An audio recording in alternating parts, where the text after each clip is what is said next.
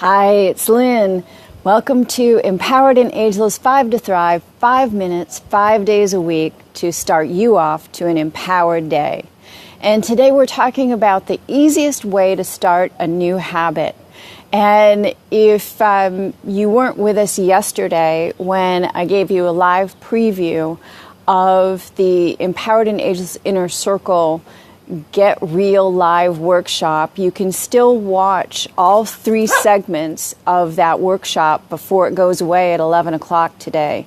So you have, about 4 hours left that you can watch those segments.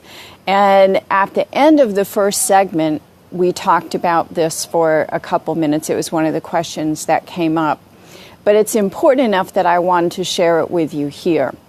So when you're looking to start a new habit, the first thing you want to look at is why are you starting the new habit? And then when you have a why, for example, let's go back to the example I used. I watched a 13-minute TED Talk on the benefits of exercise, just 30 minutes, 3 days a week, that has massive benefits to your brain health, short-term, immediate benefits, and long-term benefits that are very lasting. And not liking exercise much, I decided, okay, I'm going to start exercising because that was a compelling enough reason for me. So then the next step was, instead of just saying, oh yeah, I'm going to start walking 3 days a week. Because I live on a hill. I have a hill outside the property that goes way up for more than an hour. I have a hill inside the property where I can just walk around my neighborhood for 30 minutes. So I can do that in a way that elevates my heart rate. And I could just say I'm going to do it and then maybe do it once or twice and then not ever do it again. But if you really want to build a habit, besides watching that video saying, hey, that makes sense, I'd like to do that, set up a schedule right then. Say, okay, I am going to walk early in the morning, Monday, Wednesday, and Friday for 30 minutes. And put it on your calendar so that it's a commitment. When it's a commitment and when you have it scheduled, it's much more likely that you're going to follow through and you're going to do it, and that you're also going to do it for an extended period of time. I love Google Calendar. Even on my MacBook and on my iPad, I have Google Calendar. And it's so easy to schedule things and color code things. And one of the things I do when I put a recurring event, I don't put an end date on it.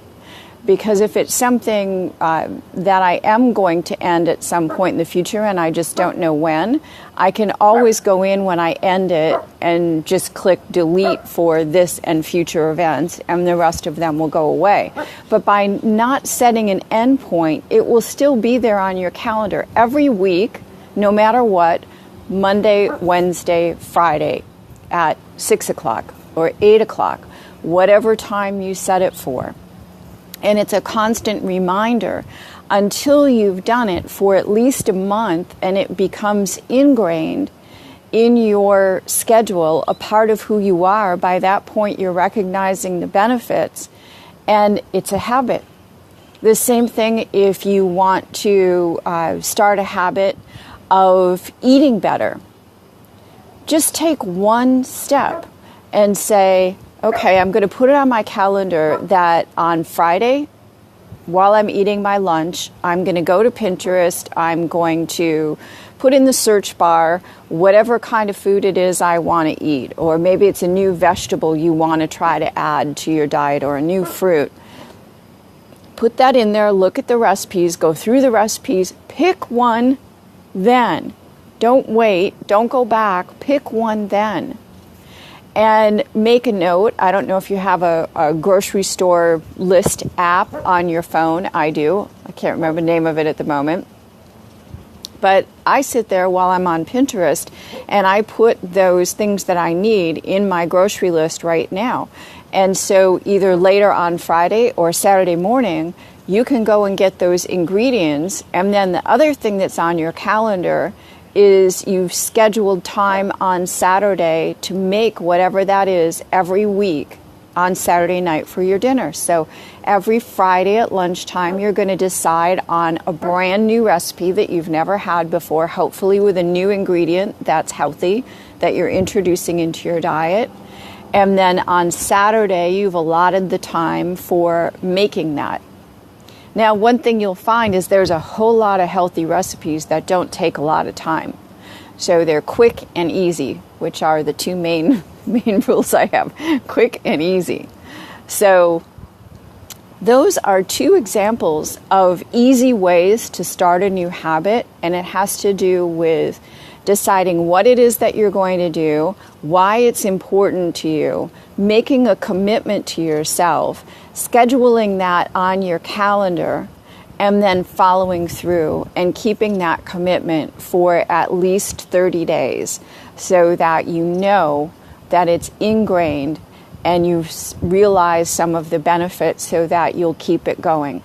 So this is Lynn Pierce. Until tomorrow, be ageless.